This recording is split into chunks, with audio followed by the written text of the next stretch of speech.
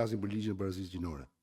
Në fakt, kur ju bëre një pyetje, unë e dija përgjigjen, ligji që përcakton gjinit në Shqipëri është ligji i gjendjes civile.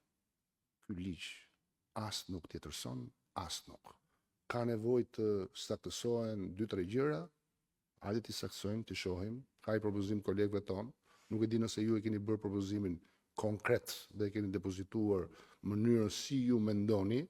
Unë di që ka patur kontakte të grupit parlamentar apo të antarëve të ndryshëm të grupit ton parlamentar me po themi shoqata, me grupe besimtarësh, me edhe kanë rakorduar. Jo të gjithë edhe brenda nesh bim dakord me mënyrën se si janë propozuar ata, por meraku i madh është që po diskutojmë për ligjin e barazisë gjinore midis 2 gjinive.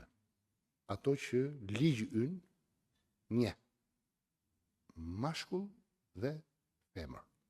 Pra ligji, dhe këtu po hym në doktrinën e jurisprudencës.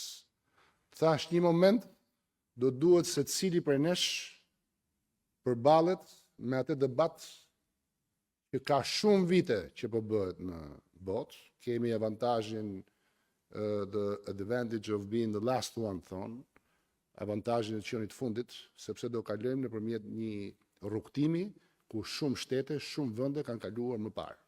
Dakord?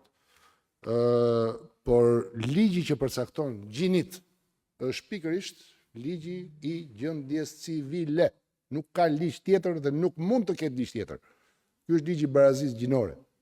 Pra flasim për barazi gjinore dhe gjën tjetër, paktën unë kam raportet, i kemi në shqip, i kemi në anglisht, si i kanë vendet e tjera, çfarë ndodh me vendet e tjera, si kanë por ama